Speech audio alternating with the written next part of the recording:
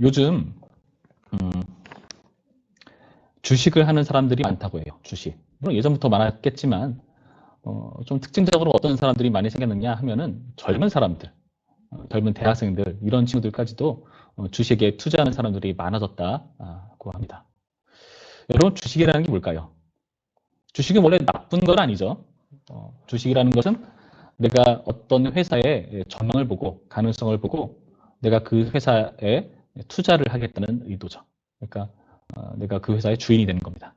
여러 명의 주인이 함께 있는 거죠. 그래서 그 기업을 돕고 그 기업이 잘 되면 물론 국가 경쟁력도 올라갈 테고 어, 그런 쪽에서 투자한다는 측면에서 뭐 나쁜 건 아닐 거예요. 그런데 문제는 뭐냐? 아무리 좋은 제도와 그런 원리라고 할지라도 이상하게 인간이 주인인지라 우리가 개입되면서 욕심이 개입되면은 이게 이상하게 변질이 돼버리더라고요. 대부분 원래 투자를 해야 되는 게 주식일 텐데 투자가 아니라 투기를 하는 경우들이 많아요. 투기. 그러니까 한치 앞을 보면서 여기 주식이 올라가는 것 같다. 그러면 잽싸게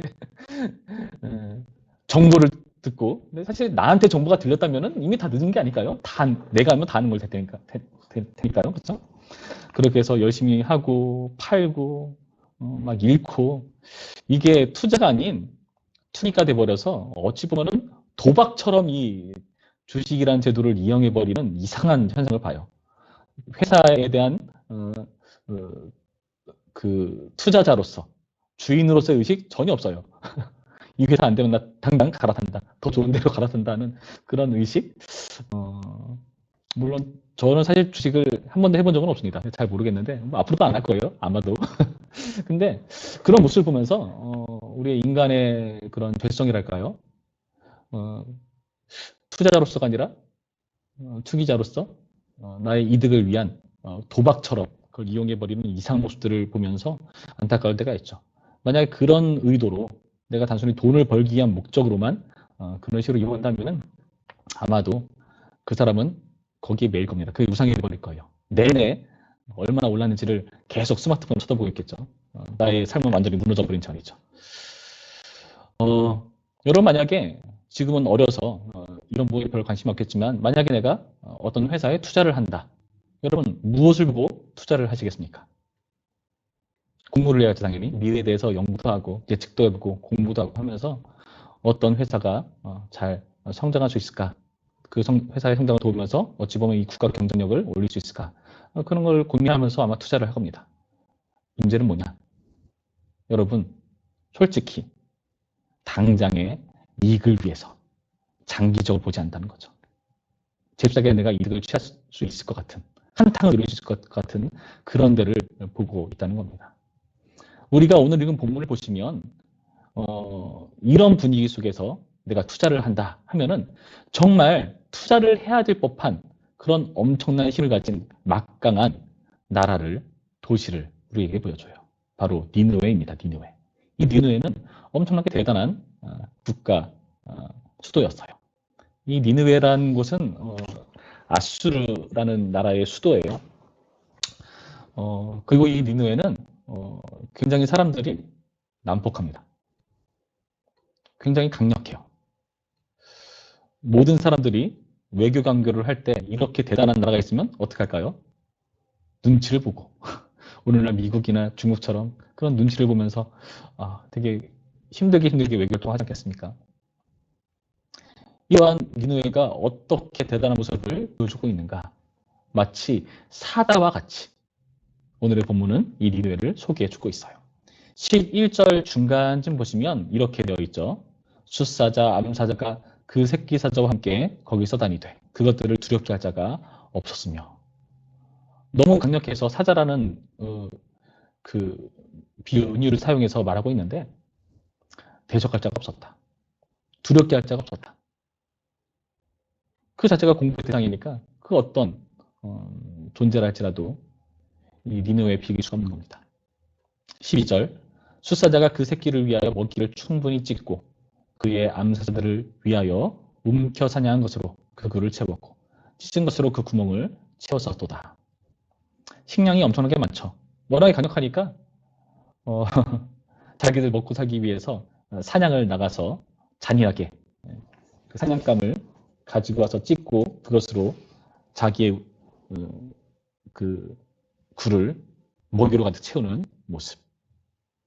두렵게 할 자가 없었고요. 충분한 식량을 가지고 있는 대단한 곳이었다라고 우리에게 설명해 주고 있죠. 성경은 이렇게 니느웨를 대단하게 묘사를 합니다. 그런데 자세히 보시면 이게 이 니느웨를 멋지게 묘사한 게 아니라 조롱하는 거예요. 조롱. 왜냐하면 11절에 이런 표현이 되어 있거든요. 이제 사자의 굴이 어디냐? 젊은 사자가 먹을 곳이 어디냐? 전에는 숫사자, 암사자가 그 새끼 사자와 함께 거기서 다니되 하면서 쭉 나가는 거거든요. 그러니까 이 모든 게 다 전에 그랬었다. 전에 사자처럼 그렇게 포효하고 강력해 보이던 그 나라는 어디가 버렸느냐. 그 도시는 이제 어디 갔느냐 하면서 지금 조롱해버리는 거예요. 다 과거의 영광에 불과했었다라고 말하고 있다는 겁니다. 왜 이렇게 엄청난 강력한 나라, 도시가 이렇게 이전의 모습이 되어버리는가? 그것은 바로 파괴하는 자가 있었기 때문이라고 오늘의 본문은 이야기해 줍니다. 1절 말씀 보시면 이렇게 시작하죠. 파괴하는 자가 너를 치러 올라왔나니.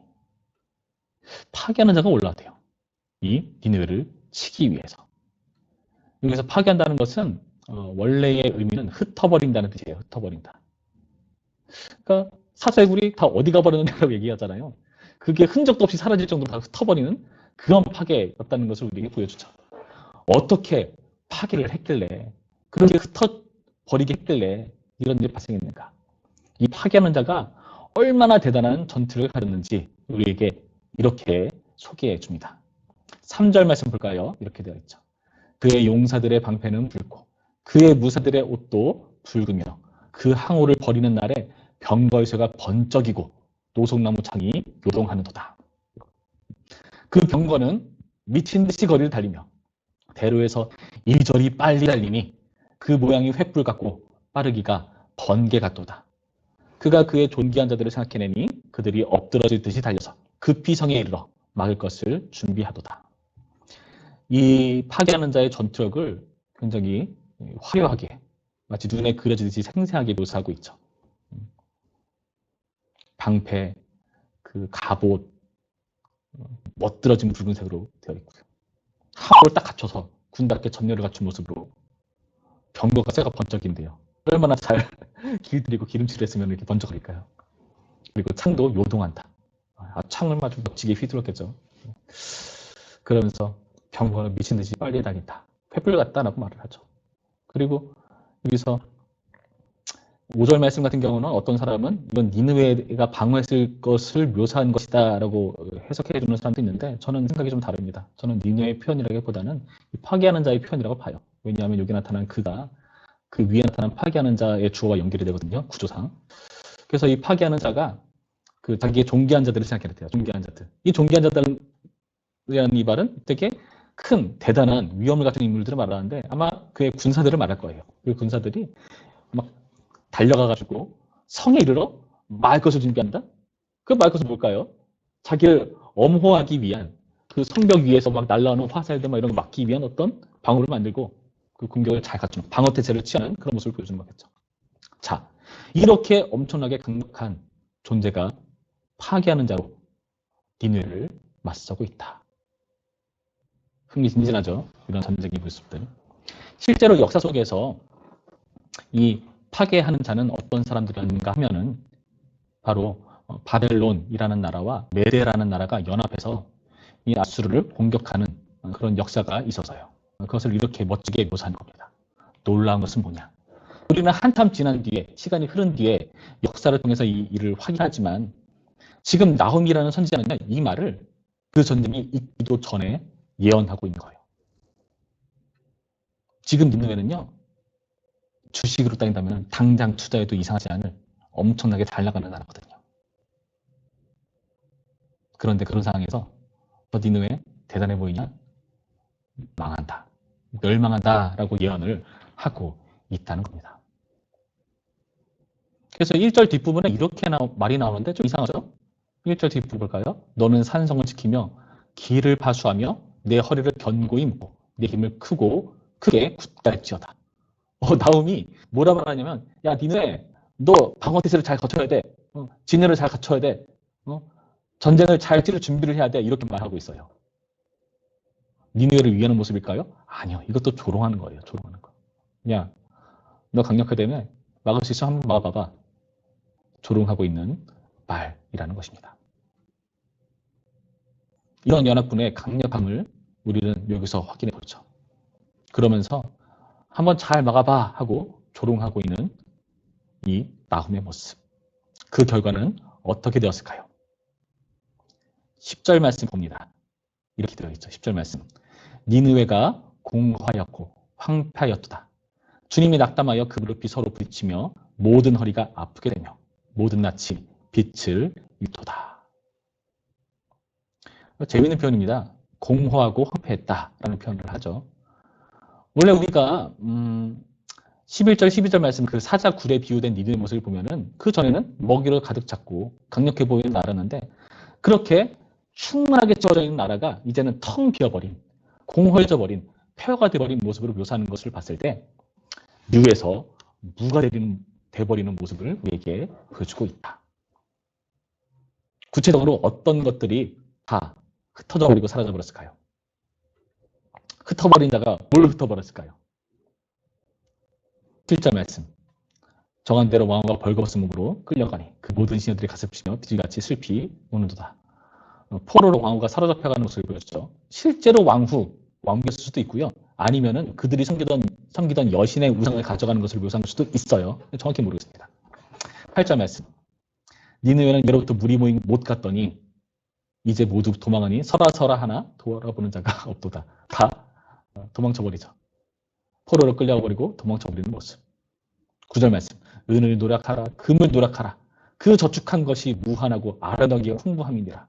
그동안 열심히 빼앗아 왔었던 그들의 멋진 은과 금과 저축해 놓은 것들을 다 빼앗아 버리자. 전쟁에서 패배하니까 승자들이 전리품으로 그들의 재산을 몰수하는 모습을 보여주고 있는 거죠. 이 모든 것이 다 흩어져 버려서 강력해 보이던 니느웨는 멸망하는 모습을 우리에게 보여주고 있다는 겁니다. 여러분, 나훔은 지금 니느웨가 한참 강력해 보일 때 이 말을 하고 있어요. 아무리 선지자라도 뻥이 지나친 것처럼 느껴지지 않을까요? 우리가 시간이 지나고 나서 이렇게 이런 역사가 있었구나 하고 확실성을 가지고 마주치면 그 당시에는 약간 확실하지가 않잖아요. 아직 벌어지지 않은 일이잖아요. 이 당시 니느웨요. 이스라엘 백성들을 이스라엘이 남과 북으로 나뉘었잖아요. 북이스라엘 이미 멸망시켜버렸어요. 그리고 나서 이제 남유다도 엿보고 있는 그러한 니느웨였어요. 그런 니느웨를 향해서 지금 이러한 선포를 하고 있는 겁니다.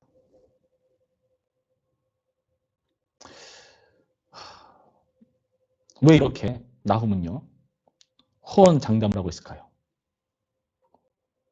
나훔은 하나님의 선지자죠. 지금 이 말을 이렇게 자신감 있게 말할 수 있는 이유는 무엇이냐 하면은 바로 이 일을 주도하시는 분이 하나님이시기 때문에 그렇습니다.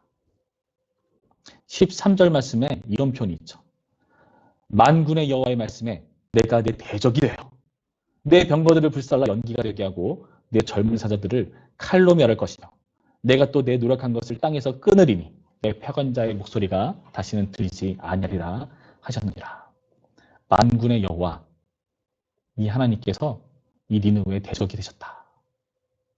만군이라는 표현 쓰면은 여러분 전쟁 장면에서 하나님을 만군의 여호와로 표현한 건 엄청나게 무서운 표현 아닌가요? 그 하나님께서 네 대적이 되셨다. 네 사자의 굴처럼 멋지고 용맹스럽고 대단한 존재, 강한 존재로 스스로를 여겼느냐? 너 이제 큰 코 다친다. 진짜 만군의 여호와 하나님께서 너의 대적이 되었다. 어떡할래? 지금 이렇게 표현하고 있다는 거죠. 하나님께서 왜 니느웨를 이렇게 대적이 되어서 공격하실까요? 이유가 뭘까요? 그 이유를 알기 위해서 2절을 다시 볼까요? 2절 말씀. 2절 말씀 보시면 우리가 읽진 않았는데 이렇게 되어 있어요. 2절 말씀. 그러니까 파괴하는 자가 너를 치러 올 거야 라고 말하면서 2절을 언급하시는 거예요. 그러니까 파괴하는 자가 왜 등장하는가는 그 2절에 이 이유에 달리는 겁니다. 여호와께서 야곱의 영광을 회복하시되 이스라엘의 영광을 갖게 하시나니 이는 약탈자들이 약탈하였고 또 그들의 포도나무까지를 없이 하였습니다. 여러분, 야곱은요 이스라엘의 옛 이름이죠. 예전에 하나님과 야곱이라는 사람이 실제로 하나님과 천사와 씨름을 하잖아요. 그리고 나서 그 씨름 이후에 하나님께서 그의 이름을 이스라엘로 바꾸시죠. 하나님과 더불어 겨루어 이겼다라는 표현으로 승리의 이름으로 이스라엘로 이름을 바꾸십니다. 그런데 이전에는 야곱의 그런 영광천이 이제 이스라엘 영광으로 업그레이드되는 모습을 보여주고 있죠. 여러분, 이스라엘은 지금 두 조각 나 있고요. 두 조각 난 상황에서 한 곳은 이 니느웨에게 멸망당해버렸어요. 뭐라 표현합니까? 약탈자를 약탈했다. 그들의 포도나무 가지를 없이 하였다. 니느웨가 이스라엘을 이렇게 다 약탈하고 뺏어버리고 약탈자의 노릇을 이 이스라엘을 향해서 하고 있었거든요. 근데 하나님께서 이스라엘을 영광스럽게 하시기 위해서 이 약탈자들을 이제는 약탈하던 자에서 약탈당하는 모습으로 바꿔버리시는 하나님이라고 우리에게 소개해주고 있는 거예요.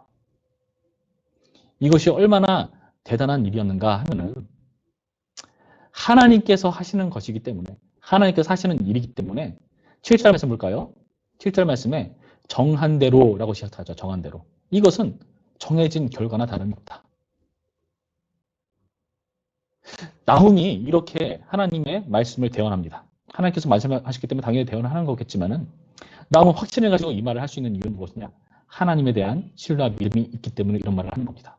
그런데요, 이 하나님의 이름이 여러분 어떤 하나님으로 소개되어 있나요? 만군의 여호와로 소개되어 있죠. 전쟁에 능하신 하나님. 그리고 이 여호와라는 이름은 2절에 나와 있는 바와 같이 여호와께서 야곱의 영광을 회복하신다. 그러니까 이스라엘에 대해서도 여호와라는 이름을 쓰고 계신 거예요. 여러분, 여호와라는 이름이 성경에서 언제 처음으로 등장하느냐 하면은 모세 때 등장하죠. 모세 때. 물론 창세기에도 언급이 있지만은 창세기를 기록한 사람이 모세잖아요. 그렇죠? 그러니까 모세가 나중에 창세기를 기록할 때 출애굽 사건 이후에 기록한 성경이 창세기란 말이죠. 그러니까 엄밀히 따지면은 모세 때 먼저 여호와라는 이름이 등장한 거예요. 전에 내가 여호와로 내가 이름을 알리지 않았다라고 하나님께서 말씀하시거든요. 너 이제 저 애굽 안에서 고생하는 히브리인들에게 가가지고 너 이렇게 너희 조상의 하나님, 야곱의 하나님, 그 하나님이 너희 나를 보내서 이렇게 왔다라고 이렇게 전하면서 그들을 이끌어내, 그들을 홍해를 건너게 해, 이렇게 하나님께서 말씀을 해주시는 거예요. 그런데 그 여호와란 이름이 거기서 언급된다는 것은 뭐냐 하면은 조상의 하나님을 언급하시거든요. 아브라함과 이삭과 야곱의 하나님.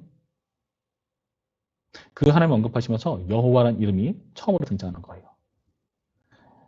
아브라함과 이삭과 야곱, 이 사람들은 공통점이 있습니다. 어떤 공통점이 있을까요? 하나님과 약속을 해요. 특별한 관계를 맺기로 약속을 하죠. 좀 오그라드는 말이지만 이제부터 너랑 나랑은 특별한 사이야. 앞으로 잘 지내보자. 너랑 나랑은 베프야. 그러니까 이제 딴 애들랑 친하게 지내지 말고 나랑만 친하게 지내야 돼. 이런 약간 오그라드는 약속을 하시죠. 나는 너의 하나님이 될 거고 너는 내 백성이 될 거야. 이러면서 약속을 하신 거예요.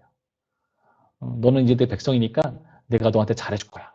너는 저게 복의 근원이 될 거고 정말 큰 후손들을 갖게 될 거고 그리고 땅도 차지하게 될 거야 하면서 하나님께서 약속을 해주시잖아요.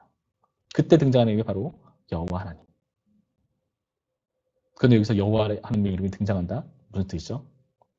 그 조상들과 맺은 약속을 잊지 않으시고 지금 니느웨 때문에 고통나고 힘들어하는 이 백성들을 책임지시고 회복하시고 관여하시는 하나님으로 역사하고 계시다.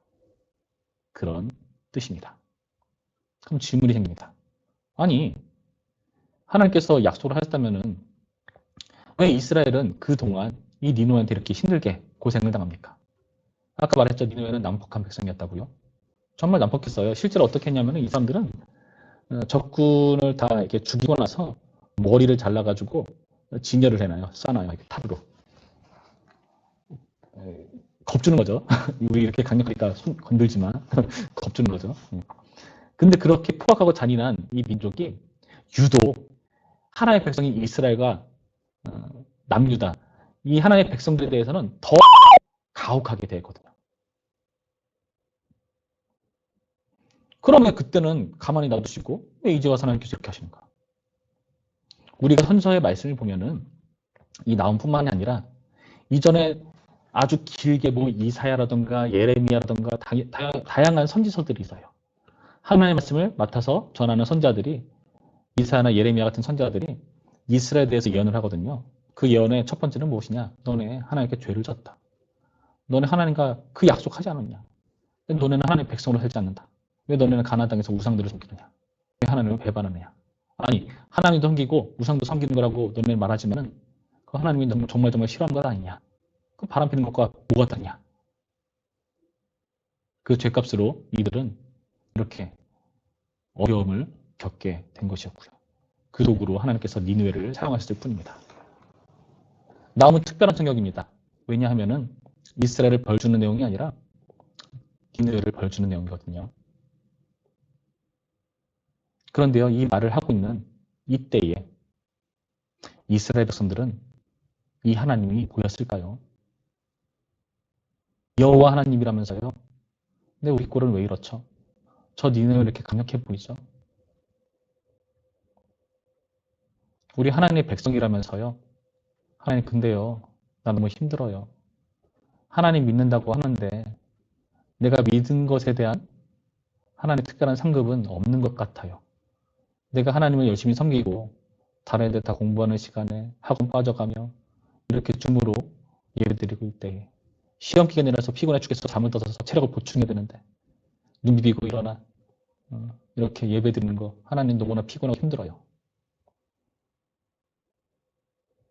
이렇게 하면 성적이라도 잘 나오던가. 하나님 너무하시죠, 근데? 공부한 대로 성적이 나오게 하실까요? 우리는 하나님이 보이지 않을 때가 많습니다. 아니, 내가 기독교인이라고 그렇게 종교를 적는데. 근데 기독교인이 되고 나서 뭔가 잘할 만한 무언가가 좀 있어야 되는데 왜 그런 건 딱히 없는가? 오히려 사람들이 우리를 놀리죠. 야, 너 요즘도 예수를 믿냐? 때가 올 텐데. 어디 가서 드러놓고 창피하지 않나요? 성경 들고 다니기 어려운 이유가 뭐죠? 성경이 너무 커요. 들고 다니면 창피하잖아요. 쟤 교회 다닌다 보다. 왜 실사기도로 잽싸게 하고 기도 안 한 척하고 밥을 먹었습니까? 창피하니까. 하나님이 나를 잘 되게 해주지 않는 것처럼 보이니까. 여러분 그렇다면요, 우리는요, 지금 이 나옴이 선언하는 선포를 우리는 거짓말처럼, 뜬구름하는 얘기처럼, 시대를 모르는 사람의 헛소리처럼 취급할 위험이 있다는 것입니다. 나옴은 우리에게 말해줍니다. 이것은 정해진 거다. 하나님께서 반드시 그렇게 하신다. 왜냐? 하나님은 우리와 언약을 맺으신 여호와이시니까.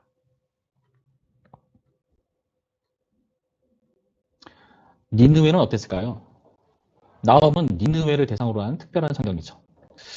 니느웨도 사실 이렇게 악역만 맡다가 사라지는 게 좀 너무하지 않습니까? 하나님, 니느웨 이렇게 나쁘게 사용하시고 나쁘게 이렇게 멸망시키시는 하나님은 좀 이상하신 것 같아요. 하나님, 이거는 세상에서도 이렇게 하는데 하나님 왜 이렇게 하십니까?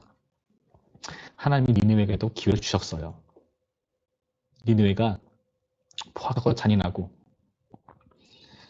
그 강력함은 하나님이 주신 건데 그것을 무시해버리고 자기를 위한 포악성을 드러냈을 때 하나님은 니느웨를 심판하시기로 다짐하셨습니다. 그게 요나서의 말씀입니다. 요나서의 요나 선지자가 이스라엘에게 말하지 않아요. 너 니느웨에 가서 전해. 이제 곧 이 니느웨를 멸망시킬 것이다. 요나는 가기 싫죠. 왜요? 자기 민족들을 그렇게 싫어하고 미워하는 나쁜 민족이니까. 하나님 보내세요. 어떻게 하나님 보내는데 가야죠. 그리고 회개하라. 하나님 말씀대로 전하니까 웬걸 얘네들이 회개하지 않고 멸망해 버려야 되는데 근데 얘네들이 회개를 해요. 되게 재밌는 표현이 동물까지 얘기했다 표현해요. 그래서 하나님이 긍휼을 입어서 이들이 멸망당하지 않습니다. 요나는 화가 납니다. 근데 하나님이 요나에게 말씀하시죠. 야, 얘네들도 내 백성이야. 얘네도 내가 아끼는 백성이야. 그리고 나서 100년쯤 지나고 나서 니누에는 다시 포악한 모습을 보여주기 시작했고 이때는 기회가 없습니다. 하나님의 기회를 이미 주셨거든요. 그래서 멸망당하는 모습. 하나님의 궁유를 망각해버린 자의 최후를 오늘의 나음서는 우리에게 예언해주고 있다는 거예요. 회개한 지 100년쯤 지났으니까 가물가물 합법도 해요. 그렇죠? 우리는요. 이럴 때 잘 생각해 봐야 됩니다. 제가 서두에 주식 이야기를 했어요. 주식 이야기를 하면서 투자에 대한 얘기를 했습니다. 여러분 어디에 투자하시겠습니까? 세상은 사자의 굴처럼 강력해 보이죠. 니느웨 같습니다. 근데 성경이 말하는 바는 이 세상을 의지할 것이 아니라 하나님 나라를 소망하고 대망하도록 우리에게 계속해서 촉구하죠. 여러분 어디에 투자하시겠습니까? 하나님 나라에 투자하는 건 바보 같아 보입니다. 그런데 여러분 진짜 제대로 된 주식이라면은 끝까지 장기적으로 보고 투자하는 것이 맞지 않을까요? 요즘 졸리라고 하는 사람이 열심히 이 주식에 대한 얘기를 하던데 그분이 말하는 건 분명해요. 투기를 하지 말고 투자를 해라. 장기간 하는 거다. 오랫동안 하는 거다. 오랫동안 투자하고 버티는 거다. 그래서 그런 말이죠. 존버. 졸림을 믿고 버틴다. 존버를 해라. 여러분 우리는요.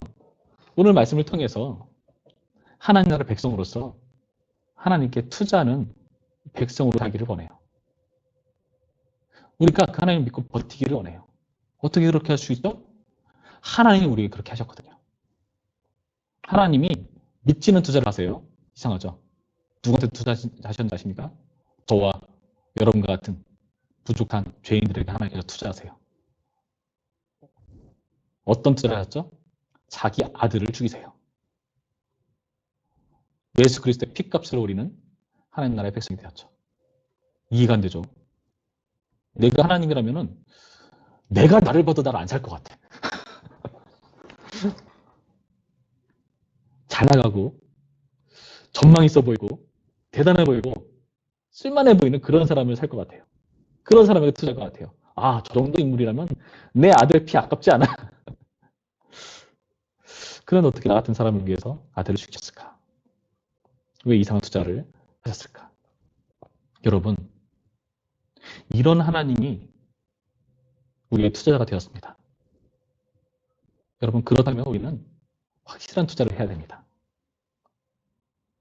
여러분, 사춘기 시절을 겪으면서 이제 미래에 대해서 고민을 하던 때잖아요, 지금. 나는 앞으로 어떤 사람이 될까? 어떤 직업을 갖게 될까?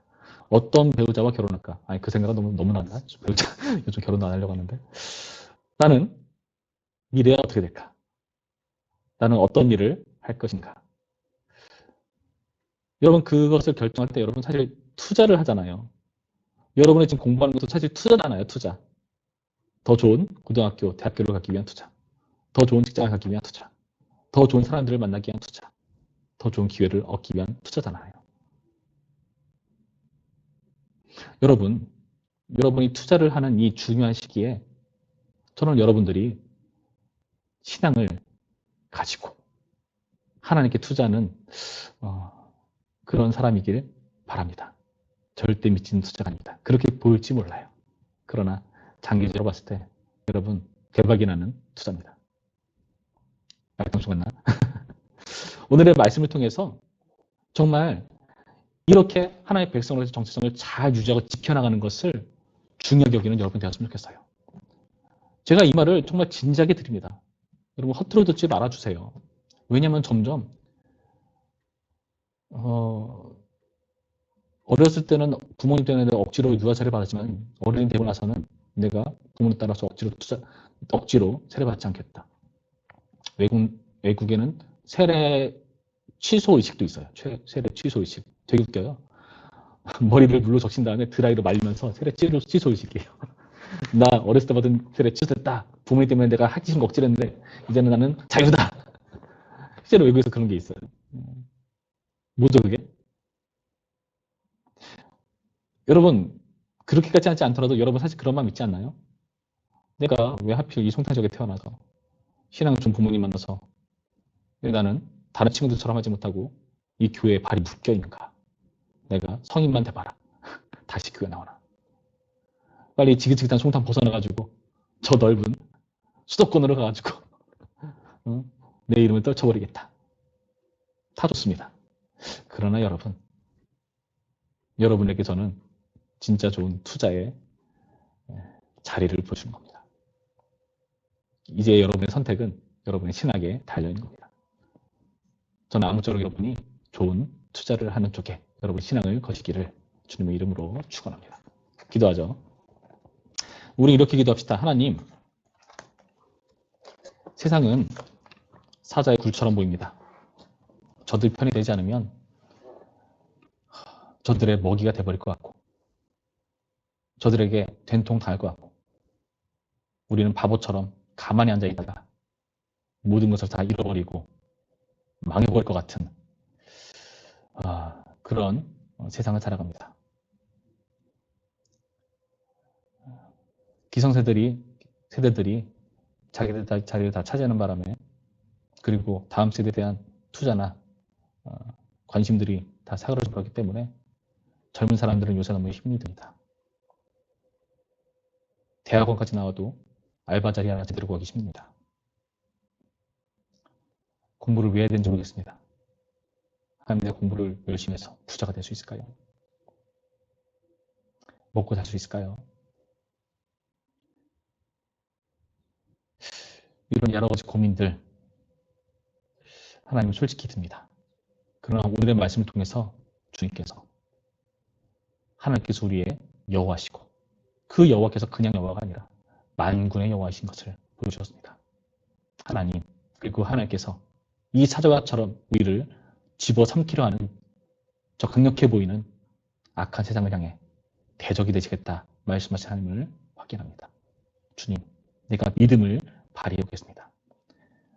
나를 위해 아들을 투자하신 하나님을 생각하며 우리 또한 주님을 위해 주님을 선택하기로 나의 신앙을 걸기로 투자합니다. 주를 도우셔서 그 길로 이끌어 주시옵소서. 우리 잠깐 기도하겠습니다. 제가 기도하겠습니다. 참 좋으신 하나님 감사드립니다. 오늘의 말씀을 통해서 진짜 장기적으로 제대로 된 투자가 무엇인지를 확인합니다. 하나님, 신앙으로 하나님께 투자하고 세상에 투기하는 그런 어리석은 사람이 되지 않도록 도와주시옵소서. 우리를 위해 아들을 거신 하나님이시라면 우리를 그냥 놔두실 리가 없습니다. 우리를 멸망으로 치닫게 하실 리가 없습니다. 그 하나님을 보여주셨사오니 우리가 장기적으로 바른 투자하게 하여 주시옵시고 그 투자를 통해 하나님 영광 안에 동참할 수 있는 만군의 여호와신 하나님을 우리 하나님 삼을 수 있도록 도우시고 역사하여 주시옵소서. 이제는 우리 주 예수 그리스도의 은혜와 하나님의 사랑과 성령의 교통하심이 하나님을 우리의 진정한 여호와로 모시고 우리를 위해서 예수 그리스도란 놀라운 가치를 버리신 그 하나님을 믿으며 그 하나님의 길을 선택하기로 투자하기로 결심하는 우리 모든 중고등 모체들과 선생님들과 온 교회 가운데에 이제로부터 영원토록 함께 있을지어다. 아멘.